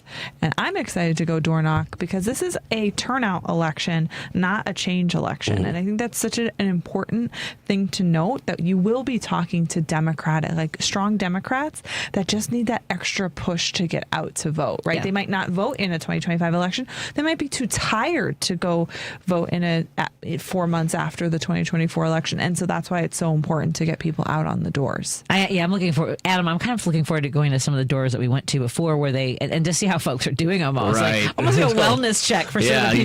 You guys are right. You need anything? We got some soup out in the car. Yes. You need some soup. Sorry to ask you to go vote again, but we have to ask you to go vote again. But, and some of the things that people are worried about. Let me get to Blanche. She's been on hold. Blanche is calling from Bellwood. You're on the air with Maggie and Adam, and I'm your host, Patty. What's on your mind, Blanche? Yes, they claim that the post office being people are they slowing down the mail and everything, and then they can't deliver all the mail that because I talked to the post office people, and that's what's happening with them. They don't want to. They I guess they want to privatize that. I don't know. That's the plan. Well, I just got an alert that I got a package that sat in a distribution center in Phoenix for 2 weeks. But it's here now. Okay. And when I contacted the post office about it, they called me on the phone. They were very nice about it. They said, a lot of things are kind of slowing up. And Trump says he's going to just do away with the post office and privatize it, even though it is. They set up the Postal Service in the Constitution. Yeah. This is not that he's ever read it, but, Well, they want you to go and pick up your mail now, which is a completely inaccessible way for people who can't leave their home or are homebound, And you get mail from different places, right? Too, so work requirement to get your mail. All your mail. Exactly. Some of it from out of town and everything. I'm so sorry. Okay, now what are they doing to the they start Medicare. I get Medicare, and they charging us for Medicare and everything. Well, what happened though? This is one of the things I haven't been able to dive into, Blanche. Is the vote was taken last night. They were Speaker Johnson said they weren't going to vote on it, and they changed his mind, and everyone went scrambling back. Go back, yeah. But people are like, oh, well, maybe Trump won't sign it. He asked them for it, right? Isn't this what he wanted? Yeah. So there are, from my understanding, they want to eliminate. They're not eliminating Medicare and Medicaid, but they are cutting funding for Medicare and Medicaid, which is basically stopping it in its tracks. I mean, 1 in 3 people are on Medicaid in the state of Illinois. Medicare, and they charging us more money. So I had United Healthcare, and I'm still with United Healthcare, but the United Healthcare is charging where they didn't charge at all. And everything. So now I got to pay $100 and something, with the United Healthcare. Well, that is something that's been going on too. That people are seeing that their drug prices are back up. Yep, because the caps have been removed. Yeah, in the executive order. So, we're so sorry to hear that that's happening to you, and all of us here didn't vote for that. I will tell you that. And I'm sure that the American people that voted for Trump didn't vote for that either. So they charging me more money. So I usually pay my bill all the time. Right. And when I paid the bill at Loyola, and then they go put in the charge that I got to pay extra for Medicare, what the Trump put down on it and everything. Blanche, do you have a case manager who's helping you navigate all the things that you have to make sure are lined up and affordability and things like that to connect you with services? No, I don't have a case manager, but I'm able to pay my bills and everything. Okay. Yeah, but you should. But are you a senior, ma'am? Yeah, I am a senior. I would call your state representative or state senator to help them liaison for you through the Department of Aging. They might have some additional benefits or availability to go through your paperwork and make sure that. Because I'm a retired teacher. Oh yeah, yeah. So I'm a retired nurse, practical nurse at the VA. Oh, thank you for your service. VA. At the Hines VA, and so they charging you for, I don't know, it's just charging me. I didn't pay the bill, but then they put an extra bill because of Trump's thing. I don't know. Right. Anyway. Oh man, see, and this is what I think people need to understand is people like Blanche who have worked. Everyone always talks about get all this idea of get a job. Here's Blanche who is retired from being a nurse at the VA and as a teacher, and still kind of being at the sharp end of the stick while they do this entirely to give tax cuts to the ultra wealthy. Right. Yeah. I'm sorry, Blanche. They're going to be charging, teacher. They're going to be charging the teachers money, taking money out of the teachers' pensions and everything. So I used to do teaching too. Yeah. So I know. I got quite a few professions that I do. I got practical nursing and teaching and everything. Do you? What suburb do you live in, Blanche? Oh, Bellwood. I You live live in in Bellwood. Do you know your local representative there? Do you know your local state electeds? Well, I got to find out. Or your congressperson. Congress, not too for me, but I can find out anyway. Yeah, for sure. I would go those routes. You're not just needing to call the switchboards to, promote your dissent or distaste for this current administration. You can also ask them for services and casework. They, that's what their job is to manage cases for their constituency. And then lower my United Healthcare. They're going to lower my that's what I think. United Healthcare. United Healthcare has didn't used to charge me anything. Let me get some information to Lady B. Someone just sent me information about age options. So hold on the line, and Lady B, do you have access to our text screen? Hold on the line, Blanche, and let me get some information to you. Okay. Okay. All right, stand by. Let me put you on hold there. Don't hang up. Don't hang up, Blanche. Thank you, Wendy, for sending that information. I appreciate that. Because, it's so hard, no matter who you are, to navigate all the different services and making sure you have everything covered. Before we go to the break, let me get to, do I have a minute here? Let me get to Jim. Jim, what's on your mind, my friend? You've been on hold for so long. Yeah, that's right. We lost our first citizen in a decade to polio. These are real. Sorry. Measles. I mean, measles. Yeah. I go back to when I was a kid. But how we politicize medicine is an amazement to me. Mm-hmm. Before the internet, I don't recall people debating medicine. But now it's a sport. But think of what's going on in the House. They're going to take away Medicaid from God knows how many people. Think about people in difficult circumstances that might not have enough money to get their kid vaccinated or get to the hospital to get their kid vaccinated. How many people are going to lose their life because of insane nonsense of politicizing medicine? I can't believe civilization has come to this point. It's repulsive. I mean, when I was a kid, it was polio, and my first friend had polio, and he had all the toys and all that stuff. I was only a little kid, and I said, "Man, what? Well, he's got polio." Anyway, we all had to go get in a bus and go get a polio shot. There was no arguments. There was no politicization of the vaccine. In fact, Jonas Salk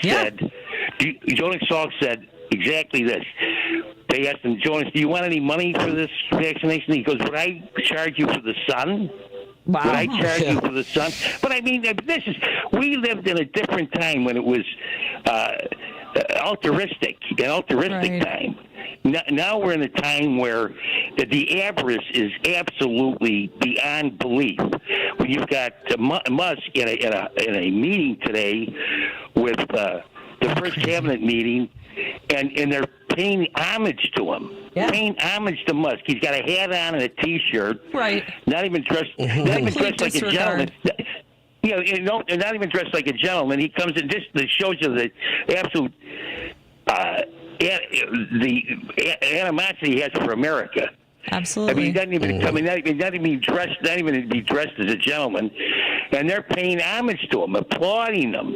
Every time he belches, they applaud. Yeah. Because of the avarice. Yep. The adoration for money. It's absolutely insane. But anyway, I I don't know, mass demonstrations. I don't know what's going to happen. But of course, you got this nuts.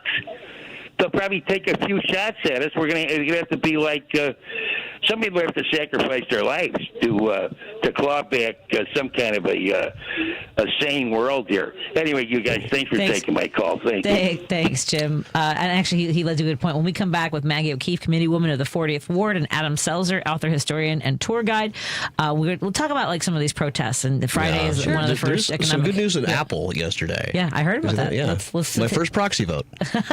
Wow. Oh, there you go. More after this on WCPT 820 Heartland Signal. Today, 1 in 5 working-age Americans has a mental health condition. People in all types of jobs and at all levels. And the key to helping us succeed is a supportive and inclusive workplace. All of us have a role to play in making that happen. So what can I do to help? As a CEO, I can set the tone for supportive culture. As a manager, I can offer assistance and accommodations. As a coworker, I can listen and be a source of support to my colleagues. As someone with a mental health condition, I can ask for what I need to perform my best. I can offer all employees the supports they need to deliver on the job. For the team and for the business. What can I do? What can I do? What can I do? I can remind others that we all benefit from workplaces that promote good mental health. Mental health-friendly workplaces are more important than ever. And all of us have a role to play in promoting them. Learn more at whatcanyoudocampaign.org. You're listening to WCPT 820 because facts matter. If you're listening to this station right now, you've definitely heard my voice before. Hi, I'm Hawk. And I'm Pete. And we're with Source Solar, your local source for solar. Source Solar is Chicagoland's premier solar installer, providing solutions for over 1,000 homeowners and business owners across Illinois and Iowa. With over a decade of industry experience and deep roots here in Chicago, we have the expertise to help your transition to clean, renewable, resilient energy. We can guarantee that we save you money day one without any out-of-pocket cost to you. This means you have an instant ROI, instant payback, and can save money to add to your bottom line day one. At Source Solar, we source everything as local as possible, meaning we always carry the Made in USA sticker.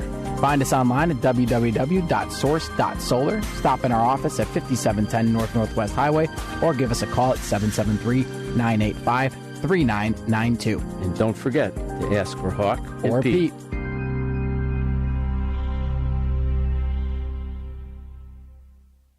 You're listening to Driving It Home with Patti Vasquez on WCPT 820. Thank you so much for joining us as we continue to drive it home. And hello to our friends listening on KTNF AM 950 Minneapolis, St. Paul, the progressive voice of Minnesota. Of course, we're here in Chicago on WCPT 820 Heartland Signal. And this show is brought to you by Source Solar. Go to source.solar for all your solar needs. Make an appointment with them and join the over 100,000 happy customers who have had solar panels installed on their homes, saved money, and done the right thing for the environment. Joining me in studio is historian, author, and tour guide Adam Selzer. Adam, your tour tomorrow is at 8 o'clock? 8 o'clock Chicago time. It'll be about Chicago theatrical history and the growth of theater in Chicago. Back in the old days, they were just working out of taverns and stuff. Well, the first one that opened, I just found this out. This was cool. There's not a lot of great records about who the first performer there was, but the consensus is it was a show called The Four Sisters, starring Louisa Lane, who played all four sisters. Later, she would a couple of marriages later, her name was Louisa Drew, which was the name she kept. Then her son-in-law was Mr. Barrymore. So she is the matriarch. She's the great-great-grandmother of Drew Barrymore. Holy cats! Cool. And hence the name Drew, I guess. You know, folks, you've got to check. Hold on. I feel like taking this call from Sun Prairie. Hold on. Hi, this is Patti Vasquez. I'm actually on the air right now. Are you calling for the Walworth County Dems for door knocking? Hello? I don't want to talk. Well, is your refrigerator running, Patty? Yes, I know. I was like, I'm going to take this call. So funny. There's so many things that Adam uncovers, and even like stories that you should know. And this, watch me fold this into the event that Maggie wants to talk about. So during the pandemic, Adam also hired other performers to participate, like be kind of like actors, like from the time period. And what I learned, Maggie, was that in the 1970s, up until the the 1970s, women were not allowed to sit at the bar alone. Anyway, we couldn't sit at a bar alone. And so a group invited Lily Tomlin to come and stage a protest with them and sit alone at the bar. And she helped overturn that legislation in Chicago. Mr. Kelly's. At Mr. Kelly's. Yeah. Isn't that crazy? Yeah, it is. I mean, but that's why. So, I mean, this whole idea of DEI that, oh, come on, I don't, why would you lower the standards? And I love what Tom Hartman said. It's not about lowering the standards for people of color with disabilities or with, different backgrounds or veterans. It's not to make sure that unqualified people in those demographics are hired. It's to make sure that unqualified white guys aren't. Correct. Correct. If we frame it that way, that's all.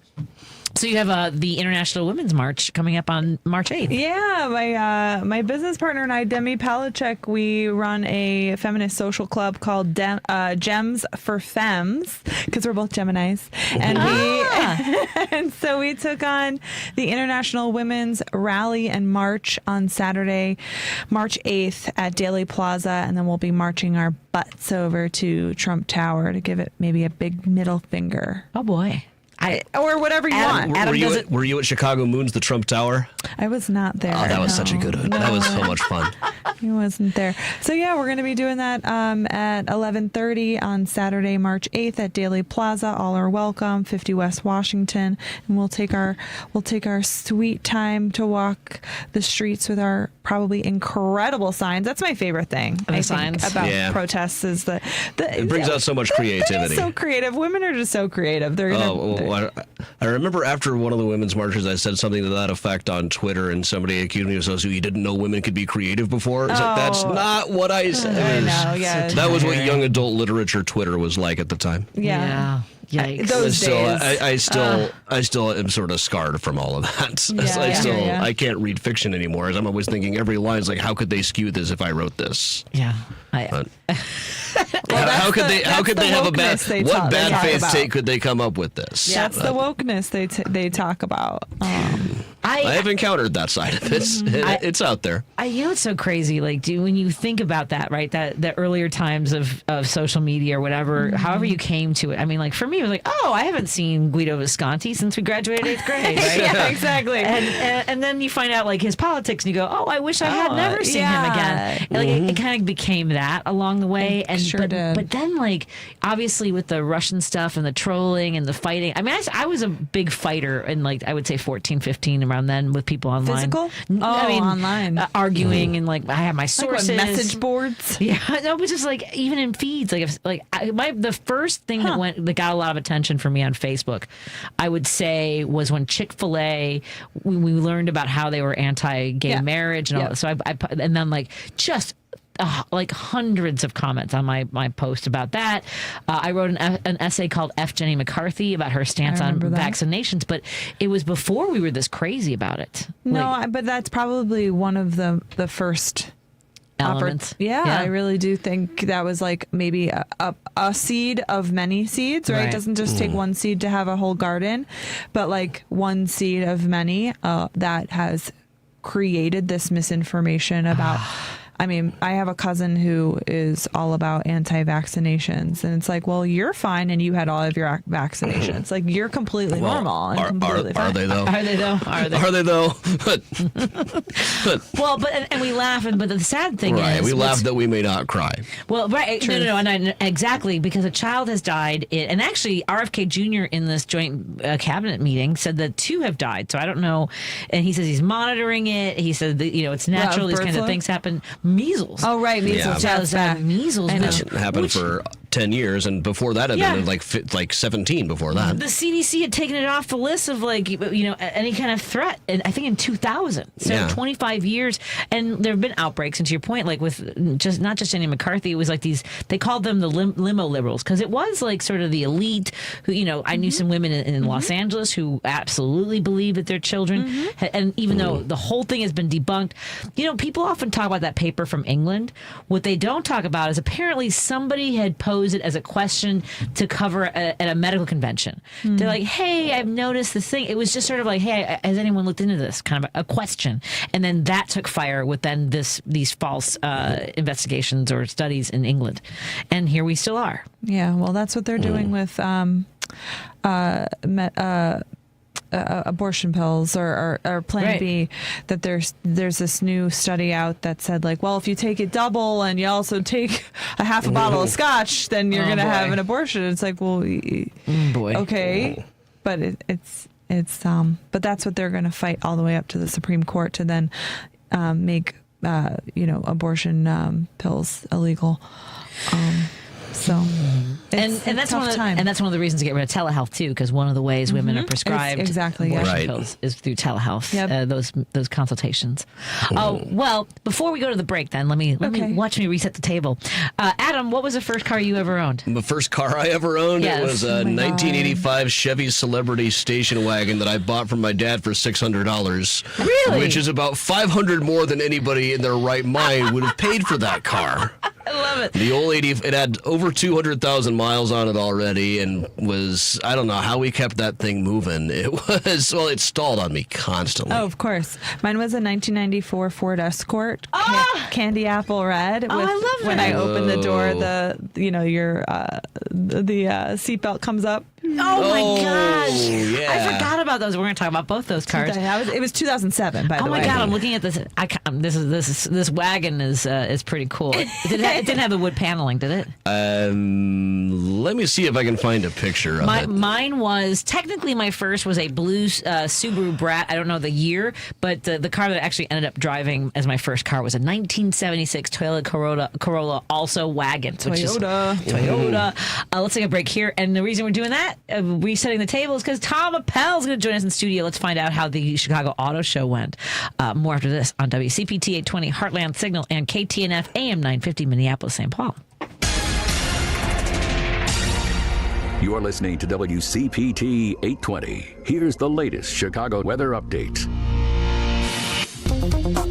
I'm meteorologist Ray Miller from the Weatherology Weather Center. Showers early tonight, otherwise cloudy with a low temperature of 35 degrees, breezy northwest winds. Partly sunny on Thursday with a high temperature around 44. Northwest winds gusting at up to 30 miles an hour. Friday, sunny, warmer, 58 degrees. Saturday, sunshine, temperatures dropping again with a high of 32. On Sunday, we'll see sunshine with a high around 36 degrees. That's the latest Chicago weather update. Right now, it's 46. This is Chicago's Progressive Talk, 820 AM, WCPT Willow Springs, and online at WCPT820.com, where facts matter. For the longest time, it was hard for me to even get out of the house, much less do a backside 180. It took me a bit to understand what was going on, but eventually I learned I had anxiety. Now I'm getting help for it and feeling so much better. Sure, some days are better than others, but the whole thing about getting out of the house, that's not really an issue anymore. Mental health care is working. See what it can do for you at mentalhealthcareworks.org. A message from the American Psychiatric Association Foundation. Did you know?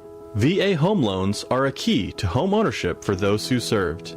I would tell anybody who is interested in getting a VA loan to just do it. For me, the best thing about the VA loan was the simplicity of it. I was expecting, government paperwork. It was going to go on forever, and it just wasn't. Since the down payment for a VA loan is minimal, we were able to purchase this home and then use the money that we were going to use as a down to actually fix up the home. And the only way we could do that was because the nest egg that we had saved for the down payment, we didn't have to use because we went the VA route. This is a wonderful benefit that veterans can take advantage of. In the military, we make a lot of sacrifices. We're away from our family a lot. And with the VA loan, it's a way that it makes it easier for us to get a home. To learn more about VA home loans, visit va.gov/home loans. Alexa, play WCPT. WCPT from TuneIn. If you're listening to this station right now, you've definitely heard my voice before. Hi, I'm Hawk. And I'm Pete. And we're with Source Solar, your local source for solar. Source Solar is Chicagoland's premier solar installer, providing solutions for over 1,000 homeowners and business owners across Illinois and Iowa. With over a decade of industry experience and deep roots here in Chicago, we have the expertise to help your transition to clean, renewable, resilient energy. We can guarantee that we save you money day one without any out-of-pocket cost to you. This means you have an instant ROI, instant payback, and can save money to add to your bottom line day one. At Source Solar, we source everything as local as possible, meaning we always carry the Made in USA sticker. Find us online at www.source.solar. Stop in our office at 5710 North Northwest Highway or give us a call at 773-985-3992. And don't forget to ask for Hawk or Pete.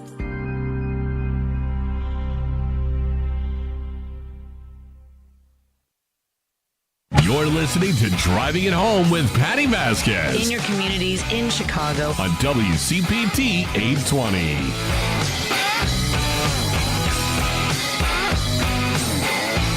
Thank you so much for joining us as we continue to drive it home. I'm your host, Patti Vasquez, and hi to our friends listening on KTNF AM 950, Minneapolis, St. Paul, the progressive voice of Minnesota, joining us here on WCPT 820 Heartland Signal in Chicago.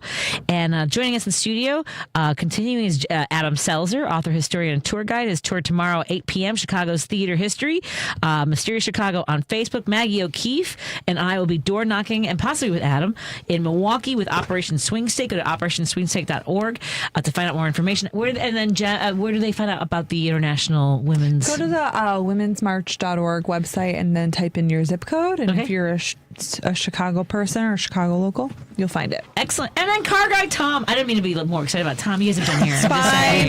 Car Guy Tom is here. Hey. Thank you for being so gracious and flexible about our regularly scheduled always gatherings. And you were at the car show. I know it's been a couple weeks since the car show wrapped up, but how did it go this year? What was your sense of it? It was good. It was a little bit more compact, which was nice because everything was in the South Hall, which is the big hall. Right. But it was very electric this year. Oh, in a good way. Electric. They had 2 electric test tracks, which is pretty cool. Where you could actually accompany drive an electric car indoors.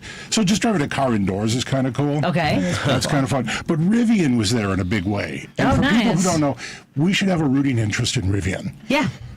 Excuse me. We do, don't we? Yeah, because Rivian builds cars in Illinois. Right. That's cool. 2, they're EV, they're uncontroversial, and they're building good products. So, and they're trying to source stuff in the U.S. So everything that's happening at Rivian is cool. And they're about to bring out smaller vehicles. Oh, smaller, they are? more affordable vehicles. I was going to say, because 80K is rough. That's what I was going to say. Yeah. 80's outside my price point is all I'm saying. But they're big SUVs. They are. They're nearly full size. Right. Very well liked, but expensive. And they tend to come in over the EPA federal tax credit. Okay. Oh. I should say IRS. Gother. Federal tax credit. Whatever Who knows what any of it's going to be in the next few months. Yeah, and years law introduced to cancel the tax credits, unfortunately. We'll see where that goes. It's possible it doesn't pass simply because a lot of the investment in electric vehicle infrastructure goes to red states. So this is very weird. This is very weird because red states do benefit from the manufacturing of electric vehicles, and especially electric vehicle batteries. How's Tesla doing? Tesla is doing terrible. Have you seen how that stock is doing the last month or so? It's so much deeper than the stock, though. The Cybertruck was supposed to take up half the capacity of the new Austin Gigafactory, and it's not selling at all. They're selling 40,000 units now at an annualized pace, which means they're not going to build a factory in Mexico. They're never going to build a smaller, more affordable car. They've got a plant utilization issue. Plus, sales are off by half in Europe. Wow. And by a huge chunk in China. Tesla's in big trouble. Have you driven one of these tanks? I've never driven the Cybertruck, no. Because there was a story for about 24 hours that they had a contract. Now, it's all, we can get into the weeds about what the contract for $400 million with armored vehicles. But at any rate, I mean, that seems like the only path for them to then start clawing back some of their profits, I would imagine, or productivity and manufacturing. But, okay, so enough of them. So Rivian was great at the car show. What else did you like at the car show? What else caught your eye? Oh, man. What else caught my eye at the auto show?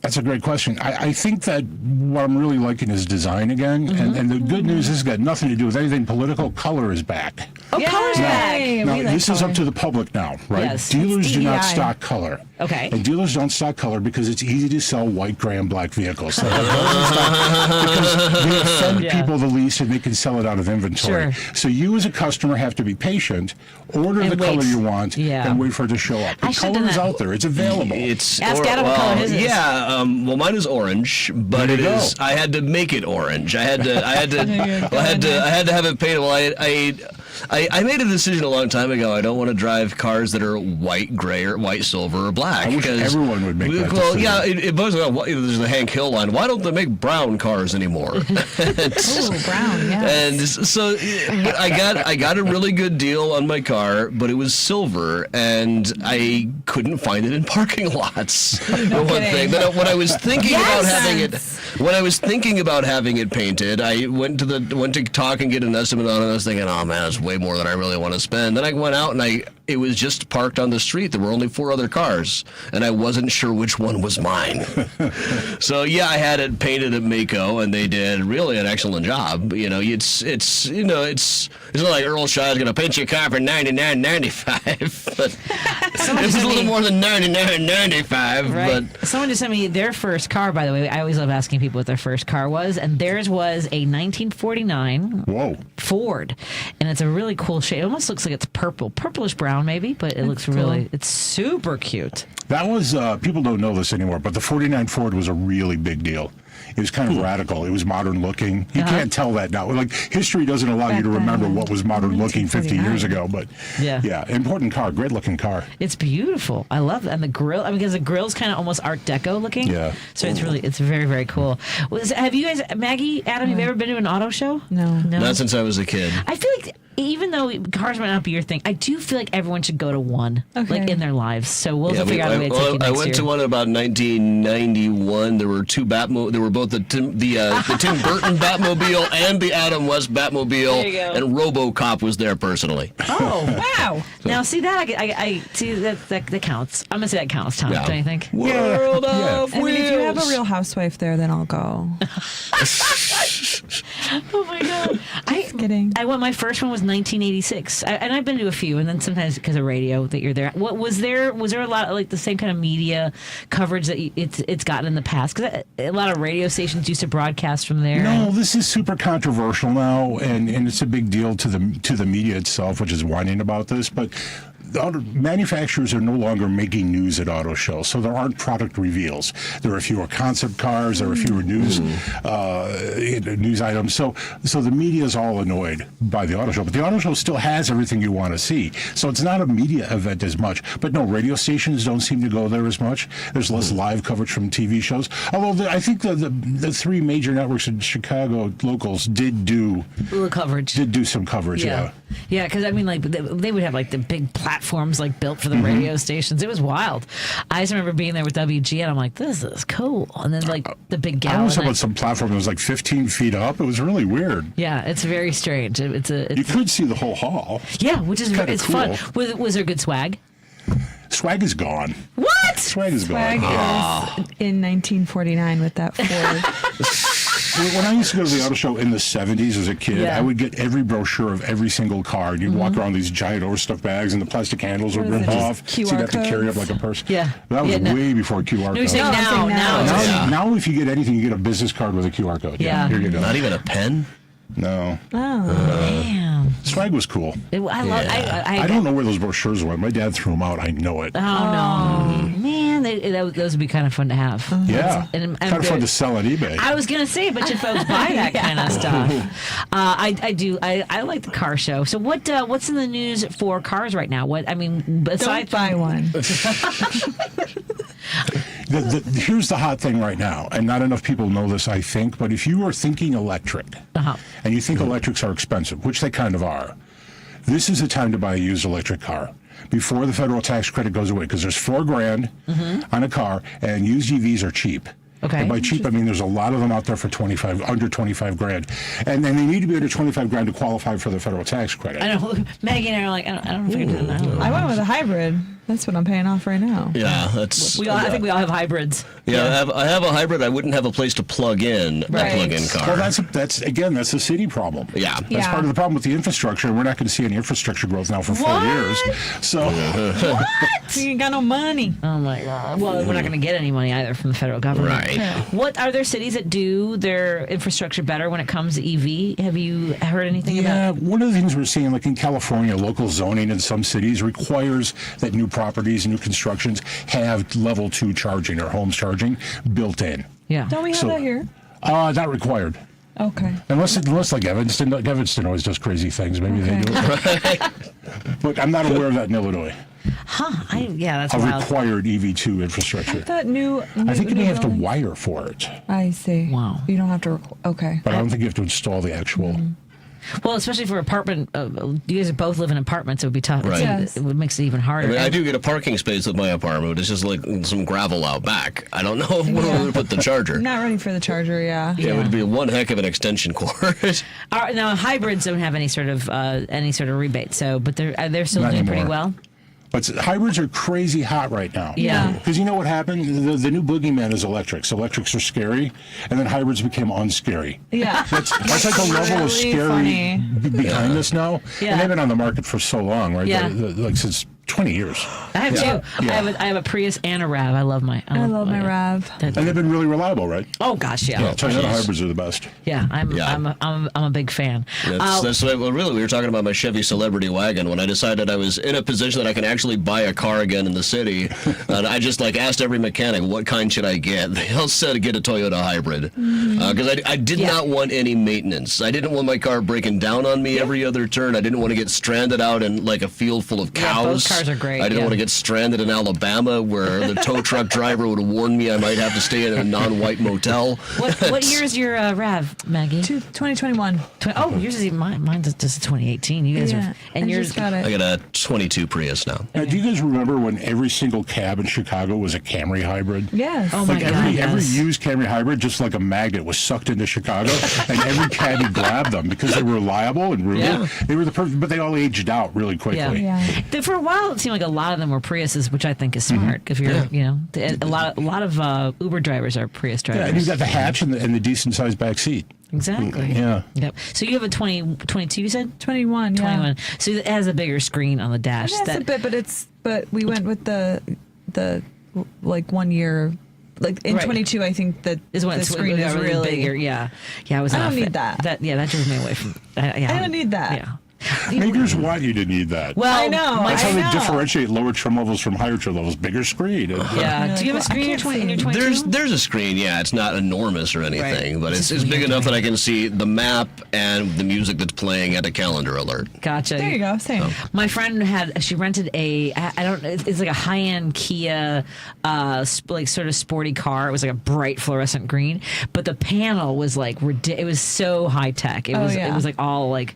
The dash was that is the thing now, is the single contiguous panel. So it goes from the console through the IP, and it's all one pane, and it looks really cool. And it looks really cool when it's off. Yes. Because it's a very simple design. But that's hot right now, and every maker is going to that. Oh, boy. Now, the problem I haven't solved yet is the problem of glare from the sun on the panel around the screen.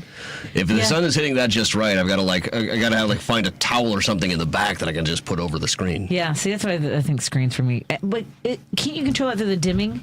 Yeah. Well, no, it's because it's the sun on the plastic itself. Gotcha. It's just like bouncing back into my eyeballs. Yeah, that's not so fun. yeah, I feel like there's got to be some kind of workaround, like get myself a pull down like old map or something mounted onto it. So Tom, what car are you driving this week? I'm driving the silliest car possible, and it was just dropped on me because it wasn't on my schedule, but I'm delighted. It's the GR Corolla. So it's a Corolla hatchback. That doesn't sound crazy, but GR gets you a ridiculous 300 horsepower, tiny little 3-cylinder turbocharged engine, sports suspension, all sorts of gewgaws on the outside. It is absolutely a thrill to drive. And I think that if I had to commute in this every day for a year, I would kill myself. but to drive it for a week, or if I was 30 years younger, I would think this is the greatest thing in the world. It looks like kind of like a sneaker almost. It's crazy. Yeah, that's and it's weird looking, and it's a delightful car. Awesome. Yeah, a little expensive, but if you really want something sporty and you're really dedicated to having fun in a car, this is a wonderful car. And it comes in candy apple red, my friend Maggie. That was my first car. Mine was red. It comes in a cool blue, too, it looks like. Yeah, that's awesome. Let's take a break here. We got a caller on the line. We'll take that call when we come back on WCPT 820 Heartland Signal and KTNF AM 950 Minneapolis, St. Paul. We're in studio with Adam Selzer, Maggie O'Keefe, and Tom Appel. And we'll come back with our conversation after this. Choose Views with Richard Chew. It's taking action that matters. Whether it was 600, 6,000, or 600,000 people out, there's the impact of the voice being heard, but it's also we feeling like I'm not just sitting watching this train go by, this horror show go by, and not doing something. And then when you find that there are more like-minded people than you realize, you understand that there are more of us than there are of them. Richard Chew, weekday mornings at 6 on WCPT 820. Alexa, play WCPT. WCPT from TuneIn. Hi, this is Patti Vasquez. We appreciate all our fans of Driving It Home, and your support of show sponsor Minocqua Brewing Company ensures that our important conversations continue right here on WCPT each weekday from 5 to 7 p.m. You can now find the Resistance IPA, Labor Lager, or the Resistance Pilsner beer at several Illinois locations, including Arminetti Wine and Spirits in Woodstock, Pineapple and Company in North Riverside, Lions Beverage Depot in Arlington Heights, and MP's Liquor, Wine and Beer in North Aurora. For a full list of Chicagoland locations, please visit MinocquaBrewingCompany.com. As always, please vote and drink responsibly.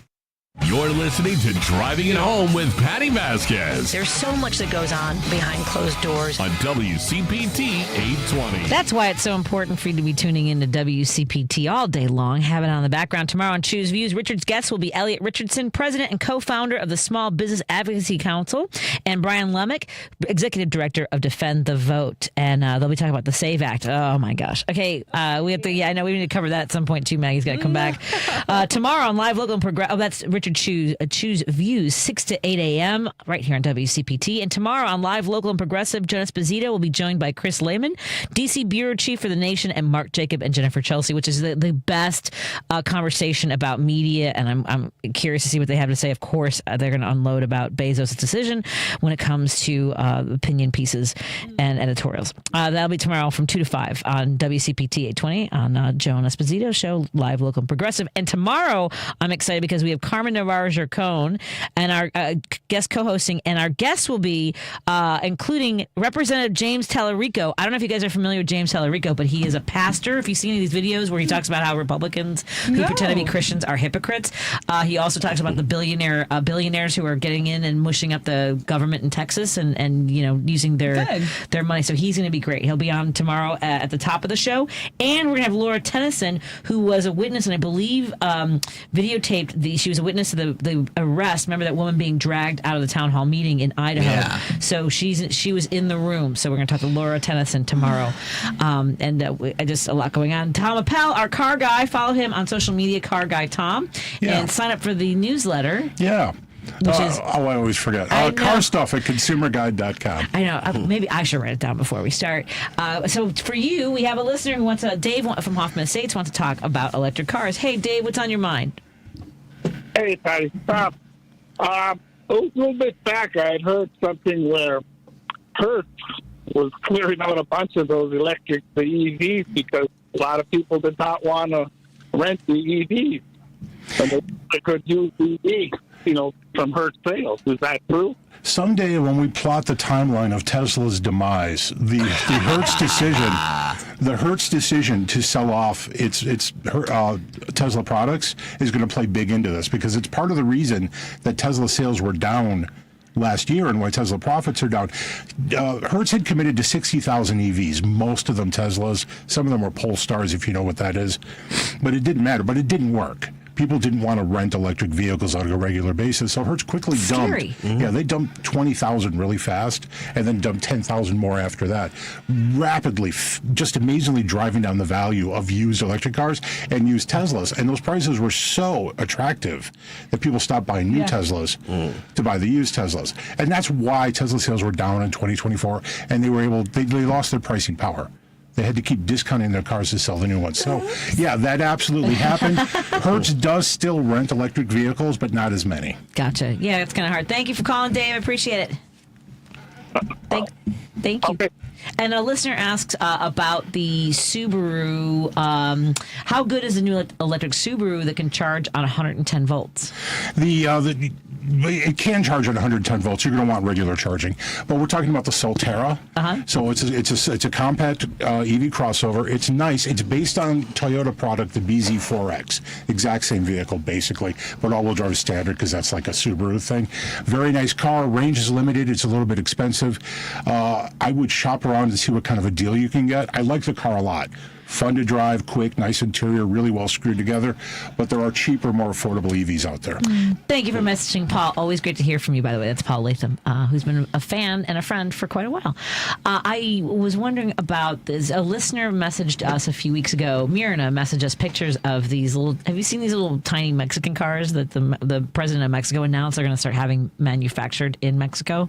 They come in like 3 different sizes, kind of like almost like those little tiny, those little cars that look like they can roll up in the back of a van.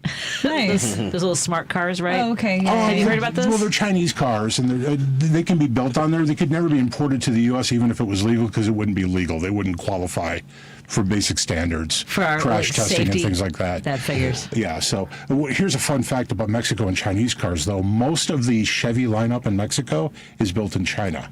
Little known fact. Really? Yeah.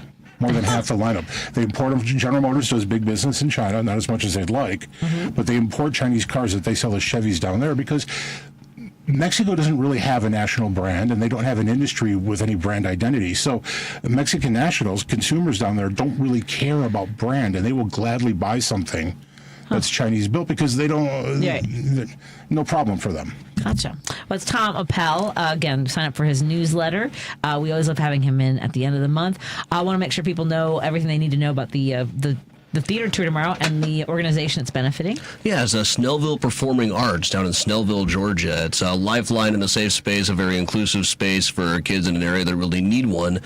So my nephew performs there. It's a great organization. So tomorrow night, my virtual tour for the week will be virtual theater history in Chicago, and it's all benefiting Snellville Performing Arts. So go to the Mysterious Chicago Facebook or just check adamchicago.com. You'll find links to other ways to tune in. It's free to watch. Just throw them some cash. And throw an extra tip to convince Adam to come with me to Milwaukee to go door knocking with Operation Swing State. If I can manage it. Yeah, no, I know. I'm not trying to pressure you. You can sleep. I'll drive. No, that's we'll talk. You guys don't live that far from each other, actually. Yeah. So tell folks how they can join us either this Saturday or any Saturday going forward. Every Saturday in March, we are going up to Wisconsin to support Judge Susan Crawford for the Wisconsin Supreme Court, so we can hold our 4-3 balance on the courts. And through operationswingstate.com, you can either drive up directly, meet me there, or meet us at a staging location across Chicagoland. And for the Women's International March? Yes, we are hosting the rally and march on Saturday, March 8th for the International Women's Day at Daly Plaza. Go to womensmarch.org, type in your zip code, and you will find us. And where's the most recent Car Stuff podcast that folks, what should we be looking for? Oh, we just had a fun podcast. This is entirely non-controversial. We talked to the folks at Panasonic about car audio. Panasonic is in league with Klipsch. If you remember this brand from the 70s and 80s, super high-end home audio, now being put in Nissan and Infiniti products. It's incredibly good. Ooh. So if you're rich and you really like good sound, you want to listen to this podcast, or if you're really just into audiophile stuff, check it out.